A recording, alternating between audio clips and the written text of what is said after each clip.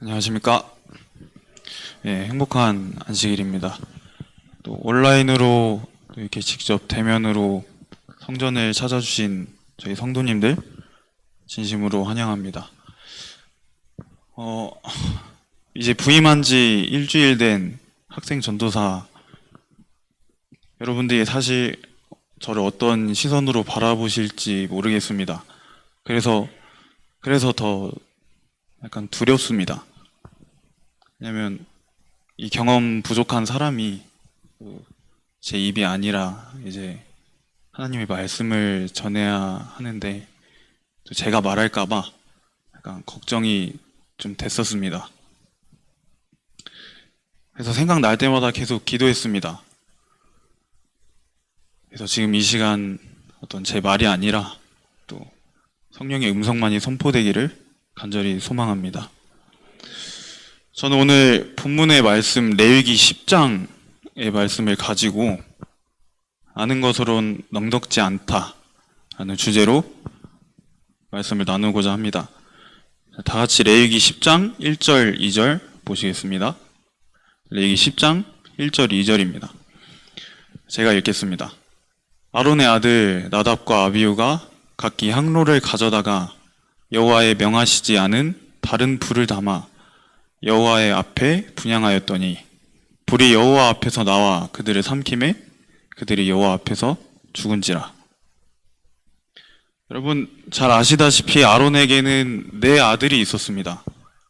나답, 아비후, 엘라살, 이다말 이렇게 네 아들이 있었는데 그중 오늘은 두 아들 나답과 아비후에 대해서 한번 그 나답과 아비후의 죽음과 그 이유에 대해서 한번 나눠보는 시간을 갖도록 하겠습니다.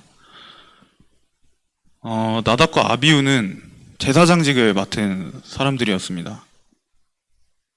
그렇게 본이 되어서 이제 제사를 드려야 되는 그런 사람들이었습니다. 근데 이제 레위기 10장 1절 2절 말씀을 보면 나답과 아비후가 죽습니다. 그 이유가 무엇입니까? 여호와의 명하시지 않은 다른 불을 담아 분향해서 죽게 되었다고 나와 있습니다. 근데 이 말씀은 굉장히 좀 여러 의미를 함축하고 있습니다. 그 말뜻이 무엇이냐면 나답과 아비후의 죽음에는 그저 다른 불을 분향하였기 때문만에 죽은 것이 아니라는 것입니다. 다른 불을 분향하기까지의 여러 과정이 있었고 그 과정을 통해서 또 그 이유 때문에 나답과 아비후는 다른 불을 분향해서 죽게 된 것입니다. 그래서 그 이유를 저희는 좀 알 필요가 있습니다.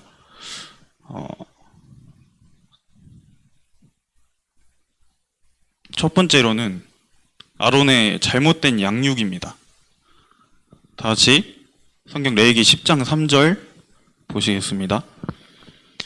모세가 아론에게 이르되 이는 여호와의 말씀이라 이르시기를 나는 나를 가까이 하는 자 중에 내가 거룩하다함을 얻겠고 온 백성 앞에 내가 영광을 얻으리라 하셨느니라. 아론이 잠잠하니. 이 성경절은 이제 나답과 아비후가 죽은 후에 모세가 하나님의 말씀을 받아서 아론에게 전달해주는 구절입니다. 근데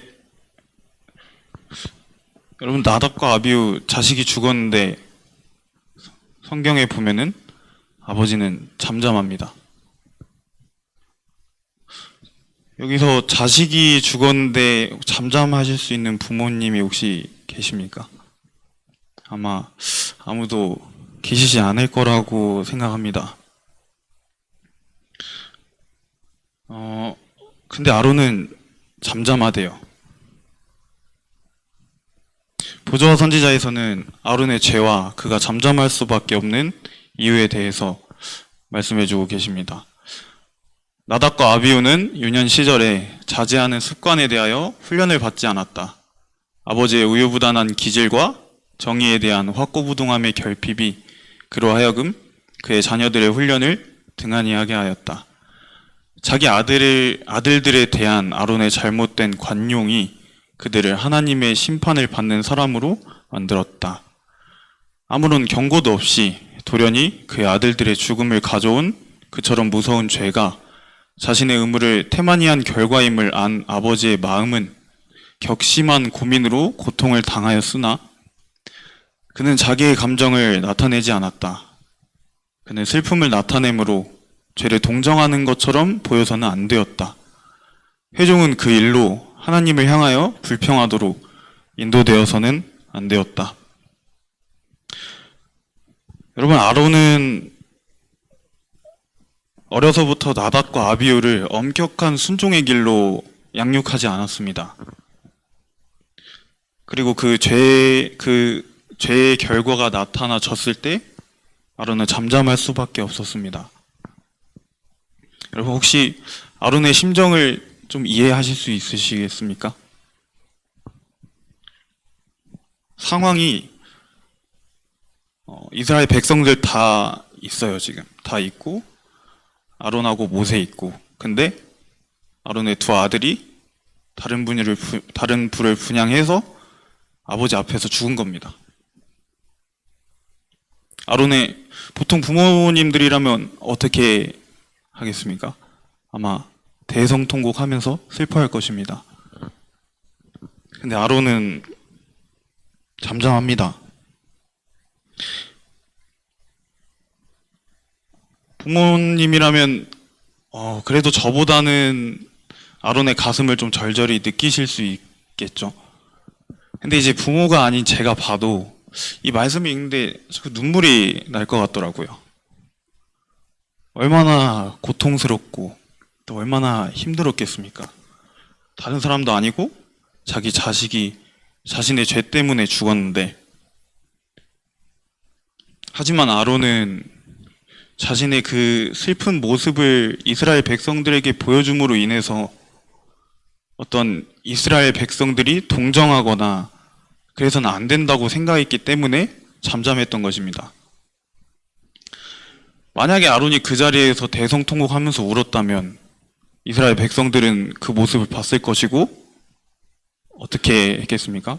동정하고 동조하고 자칫 하나님의 그 품성과 어떤 공의를 오해하고 불평할 수 있었은 그 가능성이 아주 충분했습니다. 하지만 아론이라는 그 당사자가 하나님의 품성과 공의를 인정을 하고 그 사실에 대해서 잠잠하다면 누가 이 사실에 대해 불평을 가질 수 있겠습니까? 아론은 자신의 죄로 인해서 그 찢어지는 가슴을 안고 죄의 결과를 맛보며 잠잠할 수밖에 없던 것입니다. 두 번째, 나답과 아비후의 죽음의 이유입니다. 바로 술을 마신 것입니다. 다시 레위기 10장 9절에서 10절 말씀 보시겠습니다. 너나 내 자손들이 회막에 들어갈 때에는 포도주나 독주를 마시지 말아서 너희 사망을 면하라. 이는 너희 대대로 영영한 규례라. 그리하여야 너희가 거룩하고 속된 것을 분별하며 부정하고 정한 것을 분별하고. 이들이 독주를 마신 것에 대해서는 부조와 선지자를 보면 저희가 알 수 있습니다. 나답과 아비후가 그들이 범죄하기 전에 술에 취해 있지 않았더라면 이 치명적 죄를 결코 범하지 않았을 것이다. 그리고 이제 나답과 아비후가 죽은 후에 이 레위기 10장 9절의 규례가 생겨났기 때문에 그들이 이제 제사를 드리기 위해서 성소에 들어오기 전에 술을 마셨다는 것을 저희는 알 수가 있습니다.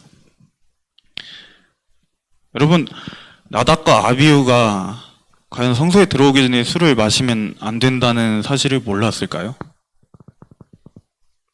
네, 그들이 알고 있었다는 것을 또 부조와 선지자에서 보여주고 있습니다. 그들은 하나님의 임재하심이 나타났었던 성소에 들어가기 전에 가장 주의 깊고 엄숙한 준비가 필요하다는 것을 알고 있었다.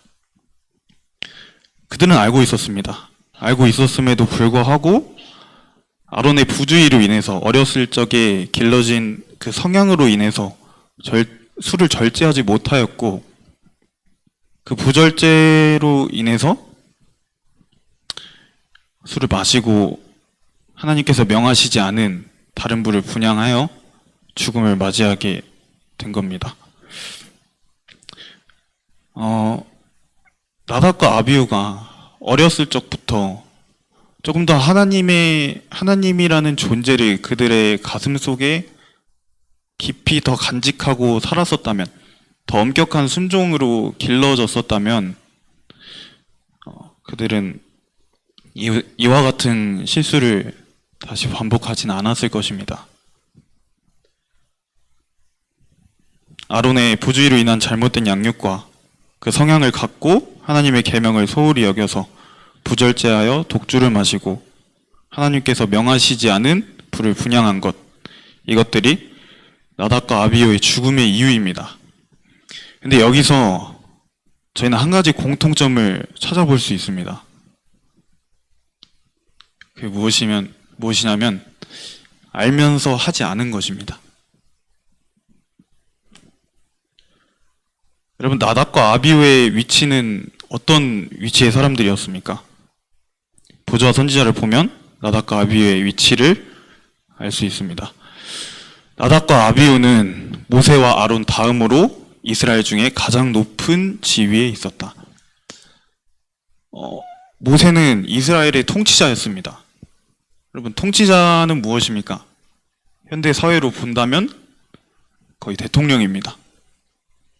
그렇다면 나답과 아비후의 위치는 대통령 바로 아래였다는 것입니다. 굉장히 높은 위치의 사람들이었습니다. 그들은 그런 위치의 사람들이 가져야 할 어떤 정신과 자세에 대해서 분명히 알고 있었을 것입니다. 그리고 아론 또한 나답과 아비후가 어렸을 적에 그들을 더 올바르게 양육을 해야 된다는 것도 아론도 알고 있었을 것입니다. 그들은 그들 각자의 위치에서 마땅히 해야 될 일들, 또 순종해야 할 그런 의무들을 알고 있었음에도 불구하고 순종을 하지 않았기에 아론은 자식을 잃게 되었고 나답과 아비후는 죽음을 맞이한 것입니다. 여러분, 알기는 누구나 다 알 수 있습니다. 근데 중요한 건 자식을 잘 양육해야 한다는 그 사실을 아는 것, 성소에 들어가기 전에는 더 주의 깊고 엄숙한 자세로 임해야 한다는 그 사실을 아는 것, 그 아는 것에 그치지 않고 아는 것을 순종하고 행해야 된다는 것입니다. 저는 모태신앙으로 자라왔습니다. 모태신앙으로 자라왔지만 제가 개인적으로 저의 신앙을 받아들인 건 고등학교 2학년 한 중반쯤 됐던 것 같아요. 그땐 나름 열심히 신앙했었습니다. 매 새벽에 일어나고 또 자기 전에 무조건 말씀 보고 하나님 말씀에 그냥 순종하는 것이 좋았고, 제 친구들 다 게임하고 유흥 즐기러 갈 때 저는 게임보다 그냥 말씀이 좋아서 그렇게 말씀만 읽던 시절이 있었습니다. 그래서 신학과 준비하면서도 신학과 공부보다 말씀을 더 많이 보고, 공부하다가도 힘들고 머리에 잘 안 들어오면은 그냥 예언의신 펴서 말씀 읽고 그랬습니다. 말씀 참 많이 보고 기도도 참 많이 했습니다. 근데 신학과 한번 떨어졌습니다. 하나님의 일을 한다는 사람이 말씀 많이 보고 기도 많이 하는 거, 그거 되게 좋은 거잖아요. 당연한 거고. 그리고 저는 신학과의 꿈을 하나님께서 제게 주셨다고 생각을 했기 때문에 당연히 합격할 줄 알았어요. 근데 떨어졌습니다. 힘들었습니다. 그때 이제 신학과 떨어지고 제가 한창 힘들어하면서 할 때 하나님께서 제게 주신 말씀이 있습니다. 선지자와 왕에 나오는 말씀인데, 인간의 노력은 하나님의 능력이 없이는 아무 쓸모가 없고, 인간의 애씀이 없이는 하나님의 수고가 많은 사람에게 전혀 도움이 되지 않는다. 하나님의 은혜를 우리 자신의 것으로 만들기 위하여서는 우리는 반드시 우리의 몫을 해야 한다. 저는 이제 아까 말씀드렸다시피 신학과에 들어가기 전에 이제 공부를 하다가도 집중이 안 되고 머리에 안 들어오면 그냥 바로 예언의 신을 폈습니다, 그냥. 아마 똑같은 말씀이라고 생각을 했던 것 같아요. 하지만 내가 지금 신학과에 들어가기 위해서 지금 해야 될 일은 예언의 신 읽는 게 아니고 신학 공부해야 되는 것을 그때 당시 저는 알고 있었습니다. 하지만 뭐 말씀 보는 게 죄도 아니고 하면서 그냥 아니란 생각 가지고 이제 다른 예언의 신을 읽었었습니다. 그리고 이 말씀이 이제 신학과 떨어지고 저한테 하나님께서 상기시켜 주신 거예요. 너 해야 될 일, 네 목 다 해야 된다. 이제 여기서 이 말씀 붙들고 돌아서서 순종했으면 참 좋았겠죠? 근데 그때 당시 뭐 너무 어려서인지 전 또 순종해야 되는 것을 알면서도 방황을 택합니다. 제가 진짜 무서운 게 끊어내는 건 참 어려워요. 근데 들어오는 건 너무 쉽더라고요. 또 하나 들어오면 다른 죄들은 어찌나 술술 잘 들어오던지.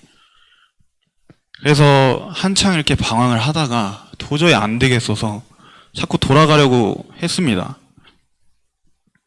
근데 다들 잘 아시겠지만 그게 뭐 마음대로 잘 되던가요? 안 됩니다. 내가 돌아가야겠다고, 내가 돌아가야지 해서 돌아가지는 게 아니더라고요. 또 저는 한 번 했는데 안 되면 포기가 좀 빠른 사람이었습니다. 그래서 순종하는 것을 자꾸 미뤘어요, 뒤로.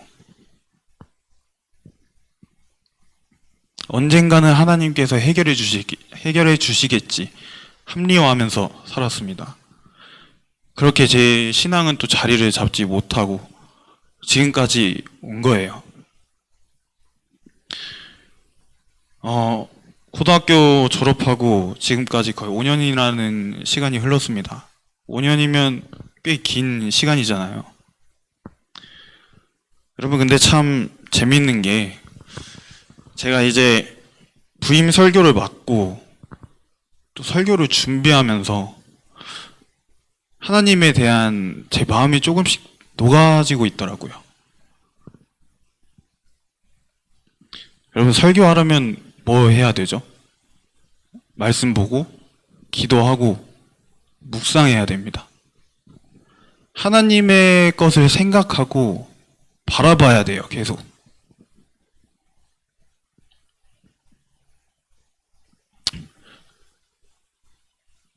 그 5년이라는 시간 동안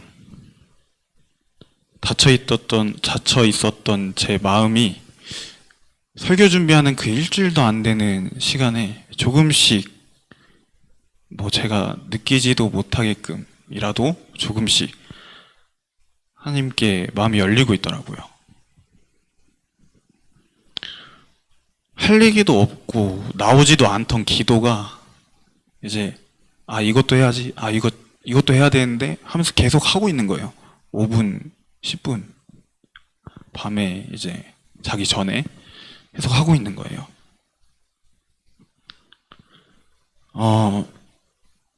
여러분, 저는 다 알고 있었습니다. 신학과 공부할 때도 신학 공부해야 되는 거 알고 있었고, 하나님을 만나는데 중요한 거는 이제 시간이 아니고, 안 봐줘도 말씀 보고 안 나와도 기도하고, 또 그렇게 내가 그냥 계속 꾸준히 하나님께 가려고 자꾸 마음을 드리려고 노력하면은 하나님이 저 도와주신다는 거 저는 알고 있었습니다. 그리고 제가 알면서도 자꾸 순종하기를 거부하기 때문에 하나님께서 제 안에 못 오신다는 거, 그것도 저는 알고 있었습니다. 여러분, 정로의 계단에서 이렇게 말씀해주고 계십니다. 하나님의 자애를 깨닫고 그의 품성의 인자하심과 자부적 온정을 깨달아 아는 것만으로는 넉넉지 않다. 하나님의 율법의 지혜로움과 공의로움을 깨닫고 그 율법이 사랑의 영원한 원칙이 위에 세워진 것을 아는 것만으로도 넉넉지 않다. 사도 바울도 이 모든 것을 깨닫고 부르짖기를 내가 이로 율법에 선한 것을 시인하노니.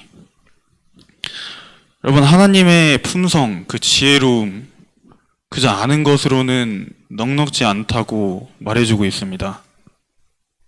그럼 아는 것에만 그치지 않고 저희가 어떻게 해야 되겠습니까?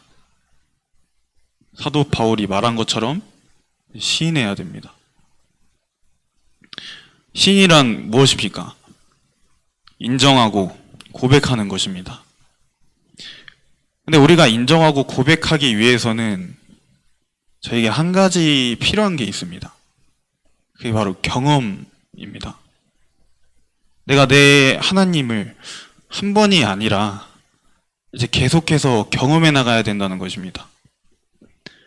아론은 알면서 순종하지 않았기에 자식을 잃었고, 나답과 아비후는 알면서 순종하지 않았기에 목숨을 잃었고, 모세는 알면서 순종하지 않았기에 가나안 땅에 들어가지 못했습니다.